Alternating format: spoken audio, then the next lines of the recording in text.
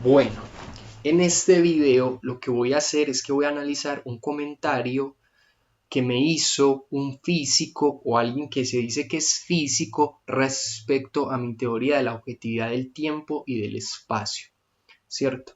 Entonces vamos a entrar a considerarlo. Lo que voy a hacer es que voy a leer el comentario del físico, que en este caso se llama David, y lo que yo luego hago es que parto en cinco ese comentario y lo leo y luego voy dando mi análisis crítico en relación a mi teoría. Entonces aquí vamos a ver un debate entre esa posición del físico y esta visión filosófica respecto a los contenidos que dice el físico como crítica y vamos a ver qué genera o qué causa. Bueno, primero leamos el comentario del físico. Dice: es admirable el esfuerzo que le pones, pero como físico hay un hecho con lo cual te puedes entender mejor. El primero es que el espacio y el tiempo hacen parte de un mismo tejido, demostrado, son uno solo, al decir que la gravedad altera el espacio, por ende se altera el tiempo, o sea, varía. Esto lo puedes ver reflejado que cuando hay una dilatación de tiempo hay una contracción de longitudes.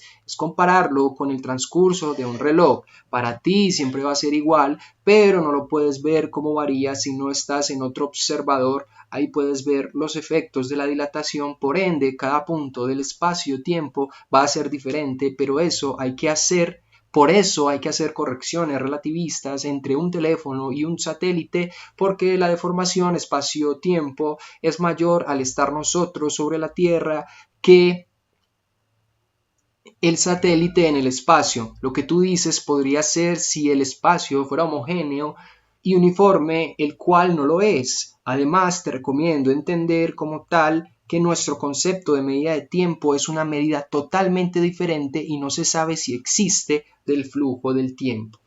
Bueno, entonces empecemos. Yo ese comentario del físico lo dividí en 5 partes. Voy a leer la primera parte y luego la comento. Dice: es admirable el esfuerzo que le pones, pero como físico hay un hecho con lo cual te puedes entender mejor. El primero es que el espacio y el tiempo hacen parte de un mismo tejido, demostrado. Son uno solo, al decir que la gravedad altera el espacio, por ende se altera el tiempo, o sea, varía. Listo, ya voy a dar mi comentario. Solo voy a decir que el texto que voy a analizar aquí lo voy a dejar abajo del video. Entonces vamos a entrar a decir lo que pienso respecto a este comentario del físico con la primera parte. Yo digo: cuando yo empleo el concepto de tiempo objetivo y me refiero a aquel como teniendo las propiedades que ya ha hallado la física, lo que digo es que ahora es con el matiz de que los diferentes fenómenos les corresponde un tiempo relativo con respecto al tiempo. No estoy negando el cómo se desenvuelven tales fenómenos con sus propiedades con respecto al mismo tiempo. No estoy negando ni el tejido espacial, ni la forma o manera en que obra ese tejido espacial. Lo que hago es señalar que su comportamiento se adecúa a una forma objetiva, pese a los relativos tiempos que se consideren respecto al tiempo objetivo, con los diferentes modos materiales en que se expresen las propiedades de cada fenómeno en particular que se evalúe. Las alteraciones se pueden ver referidas a una objetividad, sin que esto implique negar la alteración. Lo que se pretende suponer, o lo que pretende suponer el físico, es que si hay alteraciones no puede haber objetividad, lo que no tiene por qué ser cierto. Es decir, hay que pensar con respecto a qué se dan esas alteraciones. Y ese es el apunte, o hacia eso es lo que va la objetividad que yo estoy señalando.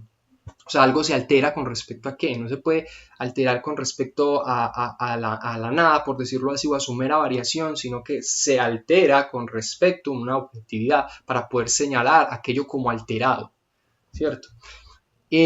Bueno, vamos a leer el segundo aspecto que dice el físico y mi argumento al respecto, o mi comentario crítico al respecto. El físico dice: esto lo puedes ver reflejado que cuando hay una dilatación de tiempo hay una contracción de longitudes. Lo que yo digo es lo siguiente. Repito lo que dice el físico. Esto lo puedes ver reflejado porque cuando hay una dilatación de tiempo hay una contracción de longitudes. Bueno, entonces lo que yo respondo es lo siguiente. La manera en cómo se den los diferentes desenvolvimientos de las propiedades de los fenómenos relativos al tiempo mismo no niega la contracción de longitudes que se dice aquí, y más exactamente respecto a qué se darían ese tipo de cambios que serían con respecto al mismo. Hay que resaltar, y es lo que pretendo, que los cambios que se ven implicados están sobre la base de una concepción temporal objetiva y espacial objetiva. Todos reconocemos que hay un tiempo y un espacio, pero la forma en cómo los fenómenos se comportan con respecto al mismo, pese a que puedan causar diferentes desenvolvimientos sobre esa base, no niegan la existencia de la objetividad temporal o espacial. Fácilmente lo que puede decirse es que son ya las propiedades del tiempo y del espacio mismo las que permiten esa diversidad de modos de obrar, no que estos modos de obrar sean la negación de las mismas propiedades del tiempo y del espacio. O sea, un ejemplo, digamos, una analogía un poco distante, pero para que se hagan una idea, que yo baile, que yo salte, que yo corra de diferentes maneras, sigo siendo yo, ¿cierto? No es que hay otro yo, no hay otro yo que baila, no hay otro yo que corre, sigo siendo un yo, eso es lo que voy con el tipo de argumentos que sostengo. Pese a cómo se desenvuelva el espacio, pese a cómo se desenvuelva el tiempo con respecto a los diferentes fenómenos o con respecto a sus mismas propiedades, siguen siendo propiedades del espacio y del tiempo mismo. ¿Cierto? Se sigue haciendo entonces intuitiva la idea de que nuestra existencia se da sobre la base de una situación espacio-temporal. Bueno, vamos a la tercera parte. ¿Qué dice el físico? Es compararlo con el transcurso de un reloj. Para ti siempre va a ser igual, pero no lo puedes ver cómo varía si no estás en otro observador. Ahí puedes ver los efectos de la dilatación. Por ende, cada punto del espacio-tiempo va a ser diferente. Bueno, vamos a ver lo que yo le comento al respecto de ese ejemplo del reloj. ¿Cómo lo respondo yo desde mi teoría filosófica de la objetividad del espacio y del tiempo? Esto puede responderse de la siguiente manera. Si hubiera un solo reloj, imaginemos que hay un solo reloj. El modo en que lo podría emplear para analizar la existencia es que de manera objetiva, en tanto reloj, podría analizar los diferentes fenómenos con tiempos relativos, ojo a esto, con respecto al mismo tiempo del reloj, lo que muestra que puede fácilmente prescindirse de otro reloj y además ayuda a entender en qué sentido es que pretendo mostrar la objetividad que sostiene lo que decimos al emplear la noción de espacio y de tiempo. Son los fenómenos los que se pueden hacer relativos a la existencia del mismo espacio y del tiempo, pero esto no elimina su objetividad, sino el cómo se desenvuelven aquellos con respecto a tales conceptos. Aquí hay algo muy interesante, porque yo lo que estoy señalando es que ya con un solo reloj, con esa imagen objetiva de ese reloj, yo puedo analizar esos diferentes modos de la existencia. Yo, como ese solo observador, lo puedo analizar. ¿Cómo? Teniendo mi tiempo objetivo del reloj, relativizo unos tiempos respecto a los diferentes fenómenos. Es decir, cómo se desenvuelve la luna. Yo puedo ajustarle un tiempo a cómo se desenvuelve la luna con respecto a la Tierra, pero no estoy creando otro tiempo relativo, sino que el tiempo como tal existe como concepto y lo que estoy haciendo es relativizando tiempos.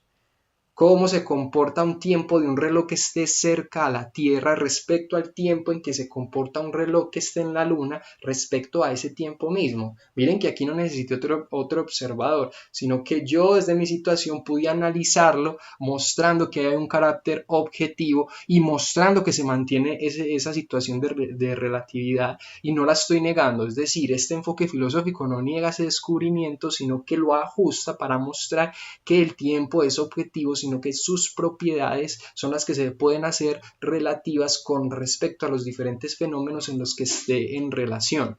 Listo, y además permite esa visión global del tiempo y el espacio de una manera en la cual incluso las personas lo utilizan, y es hay un tiempo y hay un espacio. Bueno, vamos a mirar el cuarto argumento que nos dice el físico. Por eso hay que hacer correcciones relativistas entre un teléfono y un satélite, porque la deformación espacio-tiempo es mayor al estar nosotros sobre la Tierra que el satélite en el espacio.